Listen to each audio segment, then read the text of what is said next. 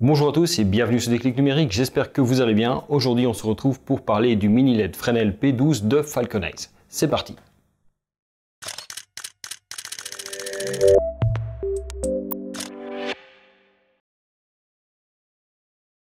Falconize propose toute une série d'éclairages pour la vidéo aussi bien que pour la photo. C'est pour ça que quand ils m'ont proposé de m'envoyer ici le P12 pour le tester, j'ai forcément accepté puisque c'est une marque à laquelle j'ai déjà fort confiance.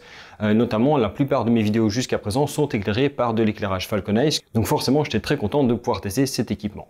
Alors de quoi il s'agit? Il s'agit d'ici d'une torche LED de 120 watts qui va permettre d'être utilisée aussi bien pour de la photo que pour de la vidéo. Sa particularité, comme son nom l'indique, c'est d'être un mini Fresnel. Un Fresnel, c'est quoi? C'est une lentille qui se trouve en fait devant la source lumineuse qui va permettre en fait de canaliser le flux lumineux simplement ici en faisant avancer et reculer ici la tête. Comme vous pouvez le voir ici, on a une grosse bague orange qui elle permet de le faire bouger. Ça, c'est sans doute sa caractéristique principale avec sa puissance de 120 watts. Alors 120 watts en LED, vous pouvez vous dire quand même que c'est extrêmement puissant. Je vous donnerai des informations en termes de mesures que j'ai fait un petit peu après, mais grosso modo on a déjà quelque chose ici qui est ultra puissant. D'ailleurs il suffit de voir la taille de la LED qui est derrière la lentille, elle est plutôt monstrueuse. Côté construction, on a quelque chose d'assez classique, on a un corps ici totalement métallique avec une ventilation active dedans, une poignée qui permet de le diriger, on a la partie l'arceau ici qui permet de l'orienter, avec de ce côté-ci la poignée qui permet à ce moment-là de desserrer et de le bouger. Alors ici, je trouve que le truc est vraiment très dur. Alors c'est un avantage et un inconvénient. Si vous n'avez rien dessus, c'est plutôt embêtant parce qu'on va avoir du mal parfois à le bouger au début. Donc ça va seulement se mettre un peu avec le temps. L'avantage par contre, c'est que quand vous avez un modeleur dessus qui est assez lourd, ça ne va pas directement pencher vers l'avant. Votre pièce ne va pas tomber vers l'avant.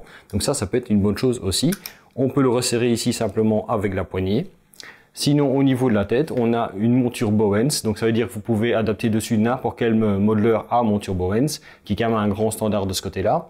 On a aussi donc la partie Fresnel, donc ici on a cette bague orange qui permet en fait de zoomer ou dézoomer au niveau du faisceau lumineux. Et à l'arrière, on retrouve en fait ici simplement un connecteur qui va permettre de brancher le câble du boîtier de commande, parce que toute la commande se fait non pas sur la tête ici, mais sur un boîtier séparé que je vous montre tout de suite. Donc avec cette tête LED, on va avoir notamment principalement un boîtier de contrôle, tout le système de cordon d'alimentation. On a également une grosse boîte qui permet de tout ranger, qui est de très bonne qualité. La seule chose qui manque en fait dans le setup pour pouvoir l'utiliser directement, c'est un pied d'éclairage. Mais ça, c'est généralement le cas pour tous les types d'éclairage. Vous allez toujours devoir vous munir d'un pied, mais c'est un système de fixation, tout ce qu'il y a de plus classique pour ça.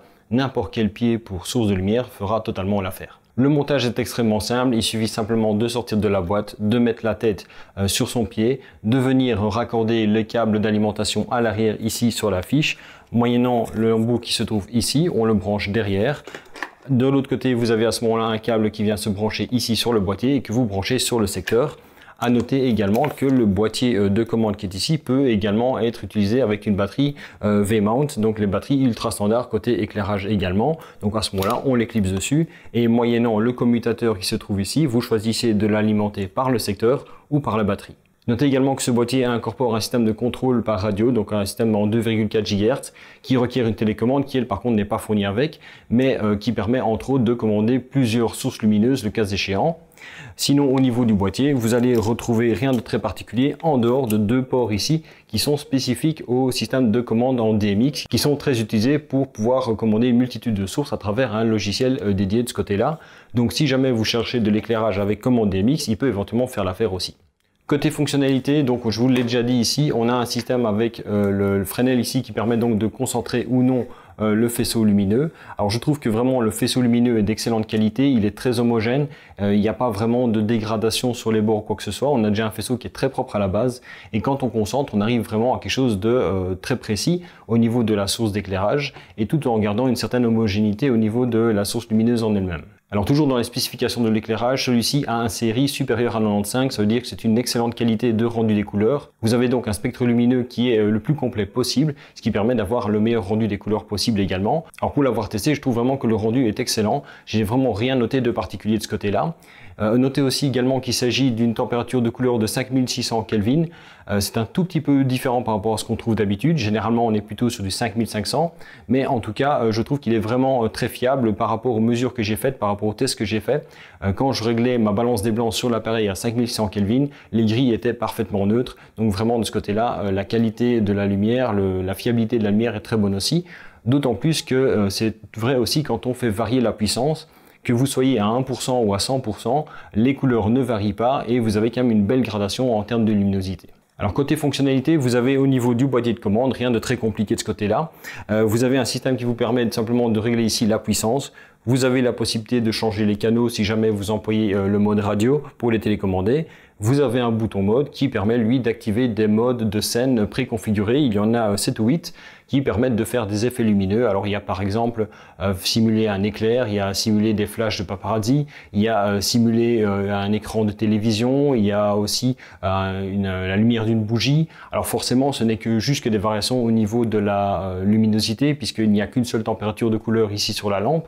Mais ça n'empêche que pour égayer des vidéos, en moyennant éventuellement une gélatine devant pour donner la couleur que l'on veut, ça peut tout à fait servir de ce côté-là. Alors côté performance lumineuse, j'ai vraiment été très étonné par la capacité de cette lampe. Ici j'ai fait une série de tests, donc j'ai mon petit papier ici pour mes mesures. Simplement en le mettant donc tel quel, donc sans modeler et avec le faisceau le plus large possible, à 1% de sa puissance, on a avec 1/60 de seconde ISO 100 une ouverture de f1. En passant à 25% de la puissance, on arrive à f2,4.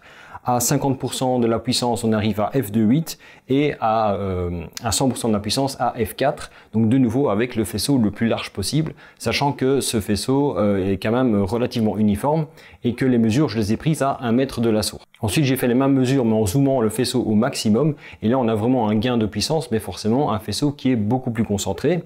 À 1% de la puissance, on se retrouve à f1.4, donc toujours pour 1/60 de seconde ISO 100 et à 1 mètre de la source. À 25%, on se retrouve à ce moment-là à f4, à 50% à f5.6 et à 100% à f8. Donc, moyennant un faisceau concentré, ici, on arrive quand même à avoir à ISO 100, f8 et 1/60 de seconde, ce qui est plutôt vraiment pas mal pour un éclairage de type LED comme ça. Sachant que normalement c'est le genre d'ouverture que l'on va pouvoir gérer avec des flashs. Ici forcément on a quand même pas mal de puissance, ça a des avantages et des inconvénients. L'avantage c'est forcément la puissance, l'inconvénient c'est que ce genre de LED là dégage quand même pas mal de chaleur. Mais comme on a un système qui est ventilé en interne, c'est très bien géré aussi. Seul inconvénient, la ventilation elle est active et donc ça fait du bruit. Et donc si vous avez cette source proche du micro d'enregistrement, je pense que ça peut être problématique, mais j'en reparle dans les avantages et inconvénients. Alors, quels sont les points forts de cette source lumineuse? Principalement sa puissance. Les 120 watts, c'est vraiment quelque chose qui est appréciable à utiliser. On peut vraiment éclairer énormément avec ça. Ça veut dire qu'également, vous pouvez mettre des modelers qui absorbent pas mal de lumière avec des couches de diffusion sans avoir peur de ne plus avoir de lumière du tout. Autre point fort aussi, forcément, c'est la possibilité ici de zoomer et dézoomer au niveau du faisceau lumineux de manière à mieux contrôler simplement le faisceau en lui-même. La particularité aussi qu'il soit totalement orientable, c'est-à-dire vous pouvez tout à fait sur sa tête ici l'orienter verticalement ou le retourner complètement. Donc vous avez quand même un arceau ici qui est ultra polyvalent aussi, ça c'est un très bon point. Autre bon point, c'est que l'alimentation est séparée. Alors c'est un avantage et un inconvénient parce qu'il faut le trimballer, mais j'aime bien quand l'alimentation est séparée parce que ça veut dire qu'on a encore un élément qui chauffe en moins dans le corps, ce qui évite de trop devoir refroidir. La construction est vraiment impeccable. On a un corps en métal là où il faut que ce soit en métal. Le plastique utilisé à certains endroits comme la bague ici est de très bonne qualité. Le choix de la monture Bowen c'est excellent aussi. Elle est très ferme. On clipse sans aucun problème les modelers dessus et ils tiennent parfaitement bien. Et sinon, la qualité de la lumière est vraiment impeccable. Et on a également une bonne stabilité de la qualité de la lumière en fonction de la puissance que l'on règle dessus. Ça aussi, c'est très appréciable.